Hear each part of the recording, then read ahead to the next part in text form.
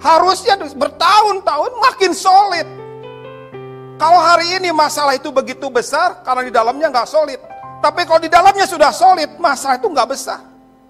Kehidupan ini seperti main game.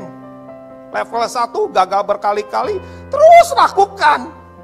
Maka lihat, level 1 bisa lewat level 2 karena memang kita makin terampil. Jadi kalau hari ini perahu kita penuh dengan air ketakutan, air kegelisahan, air membuat kita menjadi mati kutu, itu tanda di dalamnya berantakan. Kekristenan itu bukan berbicara mengatasi masalah. Kekristenan bukan teori bagaimana mengatasi masalah. Kekristenan harusnya berbicara tentang sesuatu yang solid di dalam. Ketika dalammu solid, maka lihat, ada bagian yang akan keluar dari dalam, mengalir dengan begitu luar biasa. Pimpinan Tuhan akan nyata. Kuasa Tuhan akan keluar, mengalir. Tapi kalau dalamnya berantakan, maka lihat,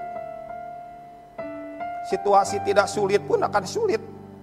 Tapi kalau dalamnya solid, tidak ada kesulitan.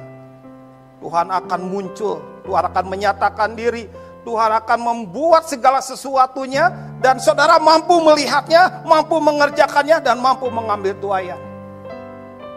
Buat dirimu solid. Bertahun-tahun menjadi anak-anak Tuhan, ketika melewati proses, izinkan proses itu membuat solid. Izinkan proses itu menyatukan apa yang Tuhan ingin satukan dalam hidup kita. Izinkan Tuhan bekerja dalam setiap proses yang Tuhan rancang dalam hidup kita. Tiap orang prosesnya beda-beda, tapi tujuannya sama, supaya solid dalamnya. Jadi kalau dalamnya solid, yang namanya anak Tuhan itu seperti yang dituliskan. 10 bangsa akan memegang puncak jubahmu. Seperti yang Alkitab katakan. Kenapa? Karena padamu ada Allah yang hidup. Tapi hari ini, teman-teman di kantor aja gak pengen jadi Kristen, lihat hidup kita yang berantakan. Teman-teman di kampus gak pengen, ingin kenal Tuhanmu, karena dia ada sesuatu pun yang muncul.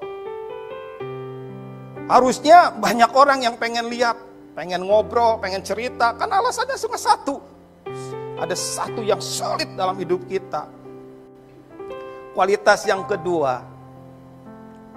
Seringkali ketika kita mengalami masalah atau masuk dalam satu kesulitan-kesulitan, tiap orang pasti mengalami kesulitan. Tapi apakah itu menjadi kesulitan atau tidak, itu cerita yang kedua. Kita tidak mampu melihat sesuatu yang bisa dipakai oleh Tuhan. Di sini persoalannya ketika janda, ya, kita lihat di dalam 1 Raja-Raja 17, kita mau lihat ayat yang ke-8. 1 Raja-Raja 17 ayat 8. Maka datanglah firman Tuhan kepada Elia. Bersiaplah pergi ke Sarfat yang termasuk wilayah Sidon.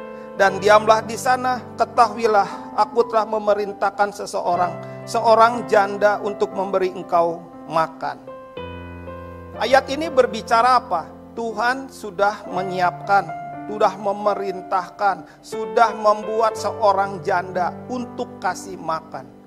Kalau seandainya Elia pada waktu itu memahaminya salah, dia pikir janda yang kaya, dia pikir janda yang banyak hartanya, dia pikir janda yang kulkasnya penuh dengan banyak makanan. Enggak.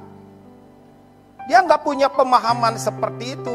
Dia tahu Tuhan sudah menyiapkan. Tuhan sudah memerintahkan seorang janda Sarfat. Artinya janda ini sudah dilihat oleh Tuhan. Tuhan ingin lihat kualitas kita juga. Kalau dalam kondisi kesulitan, dalam kondisi kesusahan, apa sih yang Tuhan temukan dalam hidup kita? Kalau hidup kita seperti yang dituliskan kebanyakan orang, dalamnya berantakan, Tuhan tuh artinya Tuhan gak menemukan sesuatu yang solid. Perempuan ini, janda Sarfat ini punya sesuatu yang berbeda. Itu yang membuat kita harus belajar ketika dalam kondisi sulit. Perempuan janda ini solid hidupnya.